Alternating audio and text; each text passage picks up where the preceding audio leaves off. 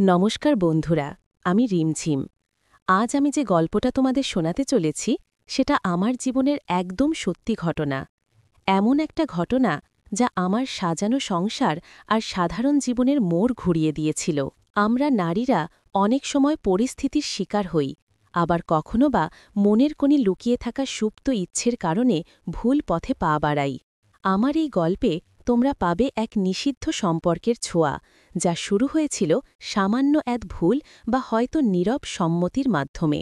গল্পটা শুরু করার আগে তোমাদের কাছে ছোট্ট একটা অনুরোধ। যারা এখনও আমাদের এই চ্যানেলটি সাবস্ক্রাইব করনি তারা এখনই সাবস্ক্রাইব করে বেল আইকনটি ক্লিক করে দাও, কারণ আমার জীবনের এই গোপন অধ্যায়টি আমি শুধু তোমাদের সাথেই শেয়ার করতে চাই। চলো ফিরে যাই সেই দিনটিতে। আমার নাম রিমঝিম, বয়স ২৫-এর কোঠায়। গত ৩ বছর হলো আমার বিয়ে হয়েছে।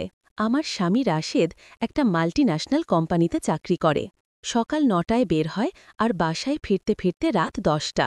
আমাদের সংসারটা সুখের, কিন্তু বড্ড একঘেয়ে। রাশেদ আমাকে ভালোবাসে, কিন্তু ওর ভালোবাসায় সেই পাগল করা উন্মাদনা নেই।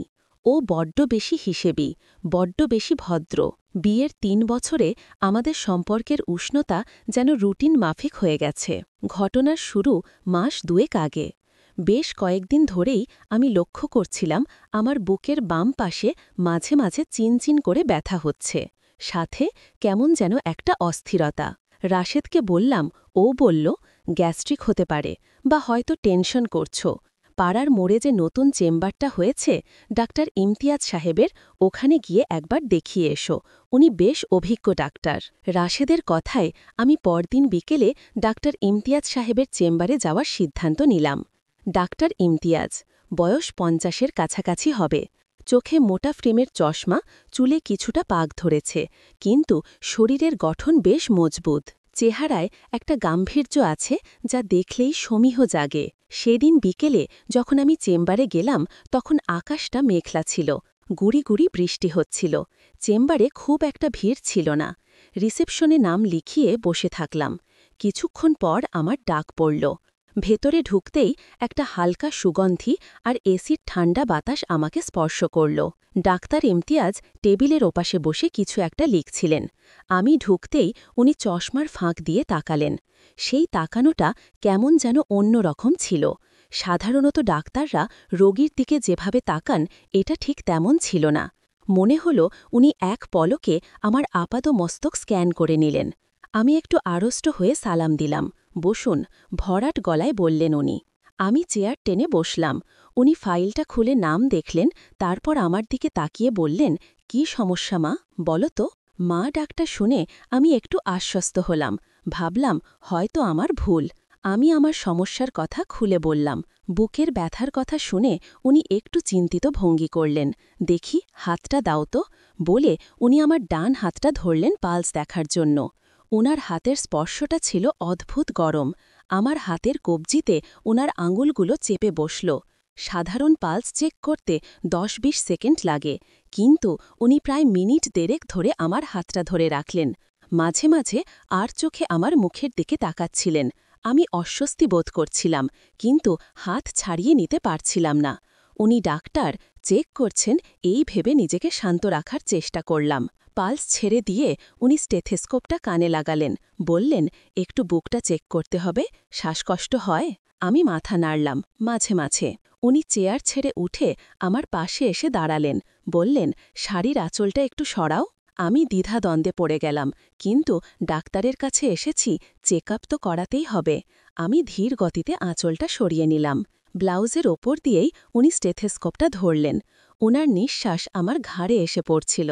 স্টেথেস্কোপের ঠান্ডা মেটালটা আমার বুকে স্পর্শ করতেই আমার শরীরের ভেতর দিয়ে একটা শিরশিরানি বয়ে গেল। উনি স্টেথেস্কোপটা বুকের বিভিন্ন জায়গায় সরাতে লাগলেন। হঠাৎ উনি বললেন, শব্দটা ক্লিয়ার আসছে না, ব্লাউজের হুকটা কি একটু ঢিলা করা যাবে। এই কথায় আমি পুরোপুরি জমে গেলাম। আমি ওনার দিকে তাকালাম। উনার চোখে কোনো খারাপ ইঙ্গিত নেই, একদম প্রফেশনাল ভঙ্গি। আমি আমতা আমতা করে বললাম, ডাক্তার সাহেব, মানে। উনি আমাকে থামিয়ে দিয়ে বললেন, নার্ভাস হচ্ছ কেন? আমি তোমার বাবার বয়সী। হার্টের ভালভে কোনো সমস্যা আছে কিনা সেটা বুঝতে হলে আমাকে স্কিনের ওপর স্টেথোস্কোপটা বসাতে হবে। তুমি চাইলে নার্সকে ডাকতে পারি, কিন্তু তাতে সময় নষ্ট হবে। আমি জাস্ট 1 মিনিট দেখব। উনার গলার স্বরে এমন একটা অধিকার আর আদেশ ছিল যে আমি না করতে পারলাম না।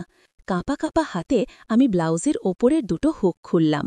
আমার বুকটা তখনও ভীষণভাবে ওঠানামা করছে, ভয়ে নাকি অজানা কোনো উত্তেজনায় আমি নিজেও বুঝতে পারছিলাম না। ডাক্তার ইমতিয়াজ এবার স্টেথেস্কোপটা সরাসরি আমার ত্বকের ওপর রাখলেন। উনার হাতের আঙুলগুলো আমার বুকের নরম মাংস স্পর্শ করল। সেই মুহূর্তে আমার মনে হলো বিদ্যুৎ খেলে গেল সারা শরীরে। আমি চোখ বন্ধ করে ফেললাম। আমার মনে হচ্ছিল এই স্পর্শটা আমার চেনা, আবার ভীষণ অচেনা। উনি স্টেথেস্কোপটা নড়াচ্ছিলেন খুব ধীরে ধীরে। একসময় লক্ষ্য করলাম স্টেথেস্কোপের প্রয়োজন পুড়িয়ে গেছে, কিন্তু উনার হাতের উল্টো পিঠটা আমার বুকের ভাঁজে লেগে আছে। উনি কি ইচ্ছে করে এমন করছেন, নাকি অসাবধানতা? আমি কিছুই বুঝতে পারছিলাম না। আমি শুধু অনুভব করছিলাম আমার শ্বাস ভারী হয়ে আসছে, আমার শরীর অবশ হয়ে আসছে। হঠাৎ উনি নিচু স্বরে বললেন, তোমার হার্টবিট খুব ফাস্ট রেমঝিম, টেনশন করছো? উনার মুখটা আমার কানের খুব কাছে ছিল। উনার গলার স্বরটা কানের লতিতে বাড়ি খেয়ে আমার সারা শরীরে ছড়িয়ে পড়ল। আমি কোনো উত্তর দিতে পারলাম না। আমার গলা শুকিয়ে কাঠ হয়ে গেছে। উনি সরে গিয়ে নিজের চেয়ারে বসলেন। আমি দ্রুত হুক লাগিয়ে আঁচল টেনে নিলাম। আমার কান মুখ গরম হয়ে আছে। উনি প্রেসক্রিপশন লিখতে লিখতে বললেন, তেমন ভয়ের কিছু নেই, তবে তোমাকে আরও কয়েকটা চেকআপের জন্য আসতে হবে।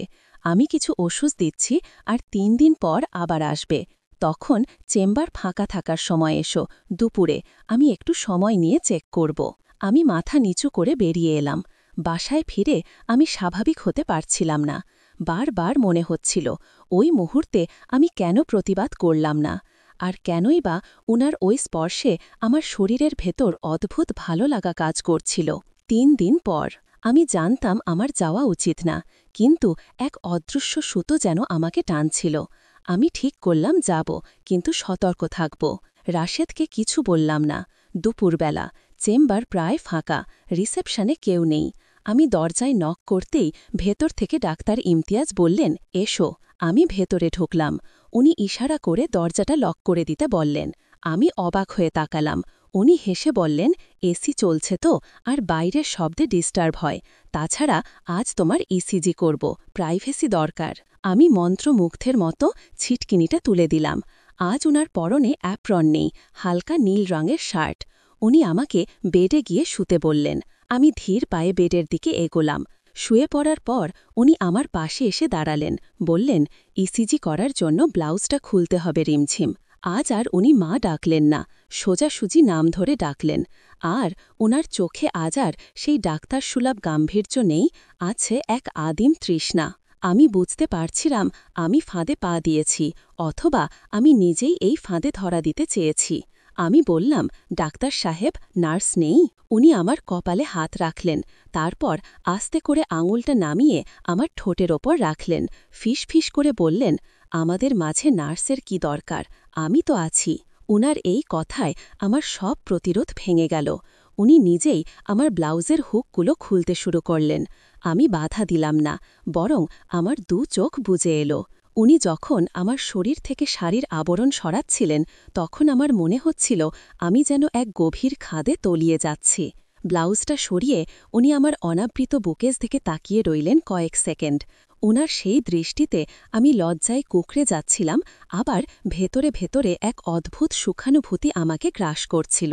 সুন্দর, খুব সুন্দর তুমি রিমঝিম, উনি বিড়বিড় করে বললেন। তারপর উনি আর কোনো যন্ত্র ব্যবহার করলেন না। উনার 2 হাত আমার কোমরে চেপে ধরল। আমি কেঁপে উঠলাম।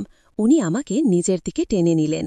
আমি অনুভব করলাম উনার শক্ত শরীরটা আমার নরম শরীরের সাথে মিশে যাচ্ছে। আমার বুকের সাথে উনার বুকের ঘর্ষণ লাগতেই আমার মুখ দিয়ে একটা অস্ফুট গোঙানি বেরিয়ে এলো। উনি আমার কানের লতিতে আলতো কামড় দিলেন। আমার শরীর তখন আগ্নেয়গিরির মতো ফুটছে। আমি নিজের ওপর নিয়ন্ত্রণ হারিয়ে উনার পিঠের শার্ট খামচে ধরলাম। উনি ফিসফিস করে বললেন, তোমার এই রোগ আমি সারিয়ে দেব। তোমার বুকের এই ধরফরানি, এই অস্থিরতা সব শান্ত করে দেব। আমি তখন আর কোনো ভদ্র গৃহবধূ ছিলাম না। আমি তখন শুধুই এক নারী, যে পুরুষের আদরের কাঙাল। রাশেদ আমাকে গত ৩ বছরে যা দিতে পারেনি, এই অচেনা পরপুরুষ যাকে আমি আঙ্কেল ডাকার কথা, তার স্পর্শে আমি সেই নিষিদ্ধ সুখের সন্ধান পাচ্ছিলাম। উনি যখন আমার বুকে হাত বোলাচ্ছিলেন আর অন্য হাতে আমাকে নিবিড়ভাবে জড়িয়ে ধরেছিলেন, তখন মনে হচ্ছিল সমাজ, সংসার, নীতি সব মিথ্যে, সত্য শুধু এই মুহূর্তটা। উনার অভিজ্ঞ হাত আমার শরীরের প্রতিটি গোপন ভাঁজ চিনে নিচ্ছিল। আমি উনার চুলের ভেতর হাত ডুবিয়ে দিলাম। সেদিন সেই চেম্বারের বন্ধ দরজার ওপাশে কি হয়েছিল তা বিস্তারিত বলার ভাষা হয়তো আমার নেই, বা বলাটা উচিত হবে না। কিন্তু সেই দুপুরে আমি আমার সীমানা লঙ্ঘন করেছিলাম। চেকআপের নামে শুরু হওয়া সেই সম্পর্কটা সেদিন শুধু শরীরের মিলনে সীমাবদ্ধ ছিল না, সেটা হয়ে উঠেছিল এক নেশা। বেরিয়ে আসার সময় উনি আমার হাতে একটা চিরকুট ধরিয়ে দিয়ে বলেছিলেন, যখনই শরীর খারাপ লাগবে চলে এসো, আমি আছি।